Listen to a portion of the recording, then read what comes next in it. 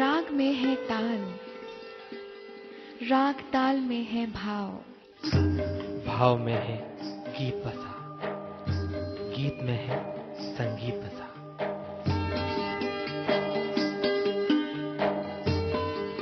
देखिए हिंदुस्तानी राग संगीत पर आधारित जन टीवी की अनूठी संगीत में पहल, राग सरिता,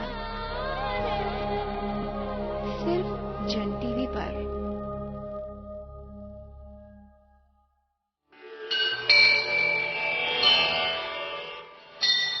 हो गई भोर, खिल उठी धरा, खुल गए प्रभु के पावन द्वार। भक्ति के रंग में रंग गया संसार, जाग गया मन और गूंज उठी एक मधुर आवाज।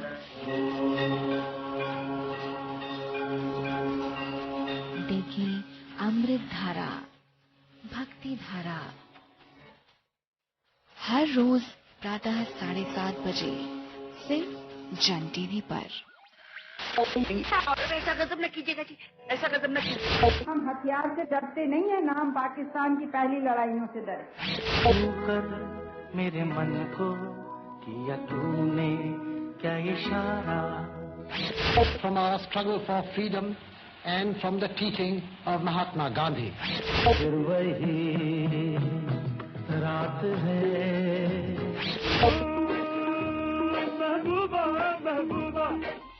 डालते हैं कुछ ऐसी ही यादगार जीवनियों पर नजर। देखिए यादों का सफर सिर्फ जन टीवी पर। मैं वसुंधरा राजे ईश्वर की शपथ लेती हूँ कि मैं विधि द्वारा स्थापित भारत के संविधान के प्रति सच्ची श्रद्धा और निष्ठा रखूंगी।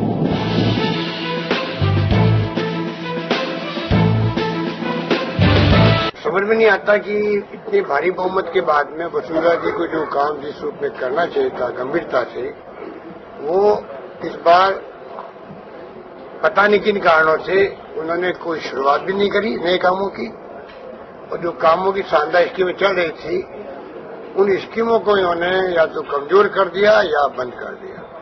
आज 3 साल हमारे पूरे हो गए हैं, 4थे साल में हम लोग प्रवेश कर रहे हैं और 4थे साल में प्रवेश करने के मौके पे हम लोगों ने ये तय किया कि बीकानेर संभाग में ये काम चालू होगा और बीकानेर संभाग की जनता के बीच में जाके हम आप सबके सामने अपनी खुद की रिपोर्ट कार्ड आपको पेश करेंगे। 3 साल सरकार के जो रहे उसमें गिनाने के लिए बहुत मोटा डॉक्यूमेंट तैयार किया है, लेकिन मैं हर बार कहता हूं कि बीजेपी की सरकार ने घोषणाएं भी कागजों में कर रखी हैं और कामयाबी कागजों में है।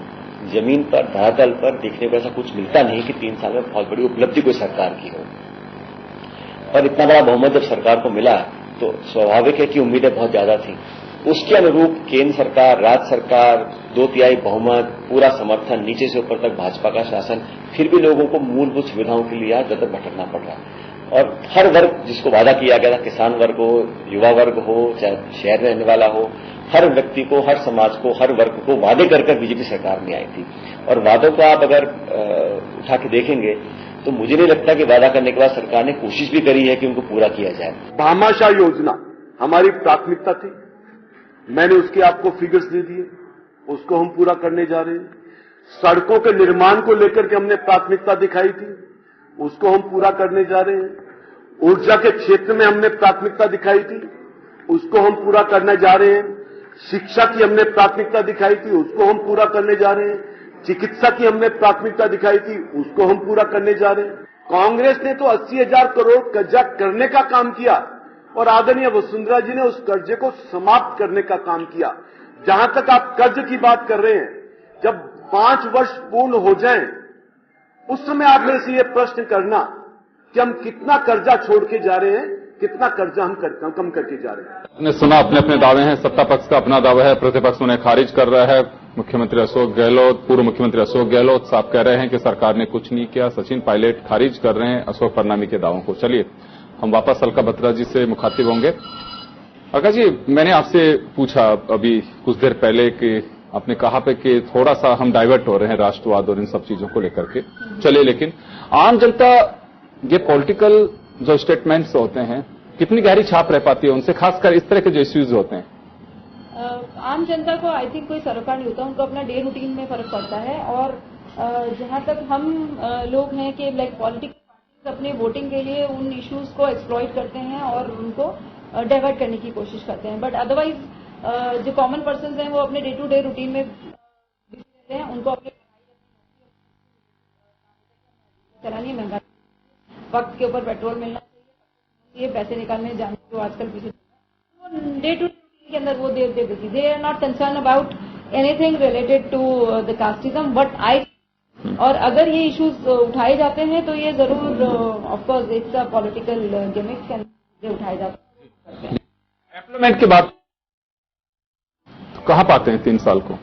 एम्प्लॉयमेंट की अगर हम बात करें तो जैसे मैंने पहले भी जिक्र किया था कि स्किल डेवलपमेंट में हमने जरूर कुछ बहुत अच्छी तरक्की की है। काफी सारे स्किल सेंटर्स खुले हैं हमारे, उनमें स्किलिंग का काम हुआ है। लोगों ने अपने अपने छोटे मोटे जो भी रोजगार हैं शुरू किए हैं या कुछ उनको उससे रिलेटेड जॉब्स मिली हैं।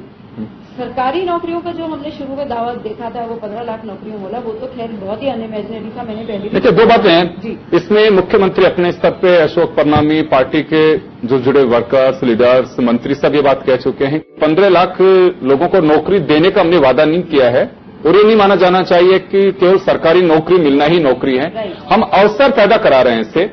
अभी इनका ये कहना है कि 15 लाख का जो वादा किया था हमने करीब 9 लाख लोगों को अवसर दिए और 1 लाख लोगों को स्थायी नौकरी नहीं, 9 लाख लोगों को अवसर मुहैया कराए हैं और 1 लाख लोगों को रोजगार दिया है हमने। लेकिन इन्हीं के साइड पे अगर बात करें या जो भी आंकड़े आ रहे हैं उसमें 34,000 कुछ लोगों की बात आ रही है सामने। बिल्कुल सही है। नहीं, आप ये देखिए कि 1 लाख लोगों को नौकरी देना भी बहुत बहुत बड़ी बात है। और जहां तक क्लैरिटी एक्चुअली क्या होता है कि जनता जब वो कहती है कि नौकरी मिलने वाली है तो वो ये सरकारी नौकरी, उनमें ये कॉन्शियस लगाना जरूरी है कि नौकरी मतलब सरकारी नौकरी, इट इज प्राइवेट सेक्टर और may be can be your own employment, मतलब आप अपना भी खुद का भी कुछ एक अगर एंटरप्रेन्योरशिप खोल लेते हैं तो वो भी आप कहीं ना कहीं ऑक्यूपाइड है, आप अपनी जीविका और भी 4 लोगों को आप ऑक्यूपाई कर सकते हैं, 4 से 10 लोगों को ऑक्यूपाई कर सकते हैं। तो स्किलिंग का मतलब यही है जी। सरकारी उस रूट की भी बात करें, अगर उसकी भी बात करें तो कैसा प्लेटफॉर्म है राजस्थान में? नहीं, बिल्कुल ठीक है। उसके लिए जो स्कीम्स हैं बहुत अच्छी हैं, हम लोग काफी बढ़ावा दे रहे हैं स्टार्टअप्स को, जो फर्स्ट जनरेशन स्टार्टअप्स हैं और उनको काफी काम करने के लिए दे रहे हैं। यंग जनरेशन उसमें काफी आगे आ रही है, कुछ कर भी रही है। ये जरूर है कि 10 स्टार्टअप शुरू करते हैं तो उसमें 2 या 3 ही सफल हो पाते हैं, लेकिन अगर ये रेशो भी बढ़ता रहा तो बहुत अच्छी बात है। इसके ऊपर भी एक हम मनी तक रिस्क ले लेते हैं, मान लीजिए 2, 4, 5, 10 लाख तक अगर कोई भी रिस्क लेने को तैयार होता है तो वो ले लेते हैं और अगर कल को वो एम्प्लॉयमेंट जनरेट कर पाते हैं और अच्छा भी करते हैं। कई सारे एग्जाम्पल्स हैं, अगर आप जयपुर से देखें तो cardefo.com एक जो ऐसे स्टार्टअप ही शुरू हुआ था और आज कितने 1000 लोग वहाँ पे काम कर रहे हैं। तो इस तरह के अगर इन चीजों को हम बढ़ावा दे रहे हैं तो बहुत अच्छी बात है। स्किलिंग की बात बिल्कुल करेक्ट है कि हम स्किलिंग बहुत अच्छे स्तर पर कर रहे हैं और उसके लिए अभी बहुत कुछ करना भी बाकी है, लेकिन बहुत अच्छा कर रहे हैं। तो स्किलिंग कर रहे हैं, एम्प्लॉयमेंट से रिलेटेड कर रहे हैं। महिलाओं के क्षेत्र में जहां तक बात है, महिलाओं को बढ़ावा देने के लिए स्पेशली इन इंडस्ट्रियल रीजन तो कुछ खास नहीं हुआ और मैं शायद पिछले 2-3 बार से हमेशा से वो याद दिलाती रही हूँ कि एक स्पेशल जोन जैसे कि हमने EPIP एक्सपोर्ट प्रमोशनल जोन बनाया है, जैपनीज जोन बनाया है, इस तरह एक महिलाओं का एक जोन बनाया है जिसको वुमेन एंटरप्रेन्योर जोन बनाया है, जिसमें कि सिंगल विंडो से हम लोगों को क्लियरेंस मिले। आज जो महिला कोई उद्यमी अपना इंडस्ट्री लगाना चाहती है तो उसको उसमें फायदा मिले, जिसकी वो खुद भी करे औरों को भी फायदा दे, जिसके लिए अभी शायद बहुत कुछ होना बाकी है, जो कि आंध्र प्रदेश सरकार जो है वो ऑलरेडी कर चुकी है और बहुत बढ़िया उन्होंने जमीन अलॉट की है और वहाँ पे काम शुरू भी हो चुका है इससे रिलेटेड। तो industrialisation as far as women concern इस पे तो अभी तक कुछ भी नहीं हुआ, बहुत कुछ होना बाकी है। स्किलिंग पे ठीक चल रहा है, जॉब सीन ठीक ठाक है, कोई खास नहीं। अभी तो पिछले 2 महीने से तो जॉब सीन भी बहुत खराब है। आप देखिए कि जो लोग पहले भी रिक्रूट कर रहे थे उन लोगों ने भी बंद कर दिया, सब लोग अपने सेटलमेंट्स में लगे हुए हैं। तो आज की डेट में तो जॉब सीन की सिचुएशन बहुत खराब है जी। और आपको लगता है कि नोटबंदी का इस पे इम्पैक्ट हो रहा है? बिल्कुल हो रहा है क्या अच्छा खासा हुआ है। पिछले 1 महीने में सामने आया है कि लोगों ने रिक्रूटमेंट बिल्कुल बंद कर दिए हैं, नए लोग लेने बंद कर दिए हैं, जो है उनका भी उन्होंने इधर उधर, आप समझ सकते हैं कि बहुत बुरा हाल है। पर उम्मीद की जाती है कि लॉन्ग रन के लिए बहुत अच्छा हुआ। एम्प्लॉयमेंट चाहे कम भी हो लेकिन करेक्शन बहुत आगे आया, इसमें तो करेक्शन बहुत है। चलिए चारू जी, मैं आपसे जानना चाहूंगा कि भामाशाह योजना, जिसको एक बड़ी महती योजना बताया जा रहा है और ये कहा गया है कि भामाशाह योजना का मन की बात में भी प्रधानमंत्री जी ने जिक्र किया, एब्रॉड से भी डेलीगेशन आकर के और देख करके गए राजस्थान कैसा काम कर रहा है। इसमें महिला सशक्तिकरण का दावा सरकार कर रही है, तो कितना सच है? देखिए, वैसे तो सरकार की बहुत एक अच्छी योजना है। इसका कारण ये है कि महिला को परिवार का मुख्य बनाया गया। जी हाँ। और जितने भी क्रेडिट ट्रांसफर होने थे लाभार्थी के रूप में महिला के परिवार के व्यक्तियों को, वो सब उसके खाते में डाले गए। तो महिलाओं के लिए जो पैसे जो उनके खाते में डाल के उनको थोड़ा सा आर्थिक समृद्धि उनको देने की कोशिश की गई, उस हिसाब से तो ये भामाशाह योजना अपने आप में ठीक है। लेकिन भामाशाह योजना का जितना प्रचार किया जा रहा है, जितना इसके ऊपर इसका गुणगान किया जाता है, मैं मानती हूँ कि उतनी सक्सेस नहीं है। जैसे भामाशाह स्वास्थ्य बीमा योजना की अगर हम बात करें तो उसमें कहा जाता है कि आप केवल एक सरकारी अस्पताल में जाइए, अपना भामाशाह कार्ड दिखाइए और उसके बाद आपको सारी सुविधाएं निःशुल्क मिलेंगी। लेकिन सच्चाई यह है कि उसके अंदर भी जब अस्पताल में कोई व्यक्ति या कोई महिला जाती है तो उसको कहा जाता है कि आपने अगर एपीएल या बीपीएल के अंदर अगर आपने कोई योजना का लाभ लिया है तभी आप इसके लिए एलिजिबल है, अदरवाइज नहीं है। तो उस समय उसको सच्चाई का पता चलता है और उस समय उसकी स्थिति बड़ी दिक्कत हो जाती है कि जिस भामाशाह कार्ड को बड़ी बड़ी लाइनों में रख के उसने बनवाया था और वो उसके लिए उसके मायने में कोई अर्थ नहीं रह जाता। तो भामाशाह योजना के बारे में तो केवल यही कहा जाएगा कि इसके जो है दावे बहुत बड़े बड़े किए जा रहे हैं, लेकिन जो बहुत ज्यादा फायदा जनता को, महिलाओं को जो बहुत आर्थिक जो उसके अलावा जो होना था वो हर महिला तक नहीं पहुंचा है। केवल जिन महिलाओं को सरकारी सुविधाओं के हिसाब से जो पैसा उनके खाते में मिलना था, केवल एक विशेष परसेंटेज तक की महिलाएं जो हैं इसके लाभ से वो है वो मतलब उनको फायदा पहुंचा है। बाकी काफी महिलाएं जो वंचित रही हैं केवल भामाशाह कार्ड लेकर अपना जेब में घूमना। ऐसा तो नहीं कि अवेयरनेस की कमी रही है कि सरकार अपनी तरफ से कोशिश कर रही है, दावा भी है। भामाशाह कार्ड का नामांकन बहुत हुआ है और खूब अवेयरनेस हुए, लोगों को बहुत अच्छा भी लगा, लेकिन हकीकत जब उनको पता चलती है, जब वो उसकी सुविधा का लाभ उठाना चाहते हैं, मान लीजिए किसी महिला के यहाँ कोई भी किसी भी तरीके से वो SC नहीं है, वो BPL नहीं है, उसको कोई स्कॉलरशिप भी मिलती है उसके बच्चे को, तो उसके लिए इस कार्ड का नामांकन होना बेकार है। आज मैं अगर अपना भामाशाह कार्ड बनवाना चाहूँ तो बिल्कुल निश्चित रूप से बन जाएगा, लेकिन वो मेरे लिए किस काम का।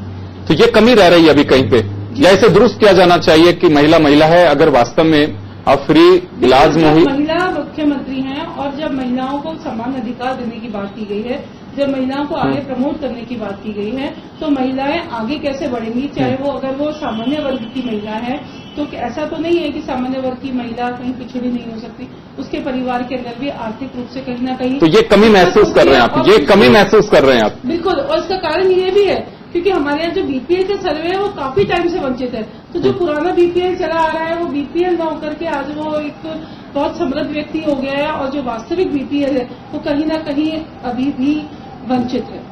जी बसंत जी, मैं आपसे जानना चाहूंगा कि देखिए, सरकार जनता के लिए काम करती है और जनता की चुनी हुई सरकार होती है। आपको लगता है कि सरकार की नीयत में कहीं कोई खोट नहीं होता है? क्योंकि ब्यूरोक्रेट्स या सरकारी लवाजमा वो स्थायी है जब तक 58 या 60 या 65 साल जो भी उनकी एज रिटायरमेंट की है, लेकिन जनता की अदालत में जनप्रतिनिधियों को हर 5 साल बाद में जाना होता है, वो धोखा अपनी तरफ से नहीं कर सकते हैं। ऐसे क्या इसे लाचारी मानी जाए, या फिर हम उसमें हमारी उम्मीद अपेक्षाएं इतनी बढ़ चुकी हैं कि सरकारें जो काम करती हैं वो हमारे हिसाब से बहुत कम होता है? क्या माना जाए इसे? देखिए, हुकूमत का इकबाल बुलंद होना चाहिए और इसलिए नहीं होता तो जनता करके भेजती है। नहीं, बुलंद है ही नहीं। आज आप पुलिस के ऊपर अपराधी आप देखिए कितने, एक आनंद पाल और तमाम लोग, ये कितने अपराध हो रहे हैं, बेफिक्री से घूमते हुए जानते हैं हमारा होना कुछ नहीं। जैसा आपने जिक्र किया था, अभियोजन की स्वीकृति नहीं मिलती, आप रंगे हाथों पकड़ते हैं। ऐसा तो है नहीं किसी ने शिकायत कर दी कि फला फला अधिकारी या फला फला कर्मचारी हमसे रिश्वत ले रहा है और इसलिए उसको गिरफ्तार कर लो। बाकायदा उसकी पूरी कार्रवाई होती है, ट्रेप होती है, टेप से उसकी आवाज टेप होती है, उसके बाद उसको पूरी कार्रवाई करते हुए रंगे हाथों गिरफ्तार किया जाता है, और उसके बाद भी अभियोजन की स्वीकृति नहीं मिलना क्या बात को दर्शाता है। और थोड़े दिन बाद जेल में जेके आते हैं, बड़े बड़े नौकरशाह जेल में रहने के बाद आते हैं, फिर वो उसी पद पर बहाल हो जाते हैं। तो लगता है कि आम जनता को लगता है कि जो दंड है और सरकार का होना क्या चाहिए कि सरकार का होना यह चाहिए कि गरीब को न्याय मिले। सरकार की प्राथमिकता है गरीब लोगों के लिए। सर मेरा सवाल यही था कि जनता की चुनी हुई सरकार होती है, हमारे यहाँ डेमोक्रेटिक जो सिस्टम है उसमें सीधा यही है कि जनता के लिए काम करती है, जनता की चुनी हुई सरकार होती है, उसको समर्पित होती है। क्या माना जाए, कहीं इच्छा शक्ति की कमी रहती है या चाह करके भी सरकारें नहीं काम करा पाते हैं? क्योंकि हमारे यहाँ पे जो स्ट्रक्चर जो बना हुआ है विधायक का इम्प्लीमेंटेशन का काम कार्यपालिका का है, वो ठीक से नहीं करा पाते हैं या उनकी मॉनिटरिंग में कमी रहती है। कोई तो ऐसी वजह होगी। अभी भामाशाह योजना की जैसे बात की, अभी चारू जी ने कहा कि योजना अच्छी है, योजना तो कोई भी हो, सभी अच्छी होती है, उसका इम्प्लीमेंटेशन किस तरह से हो रहा है, सबसे बड़ी बात यह है।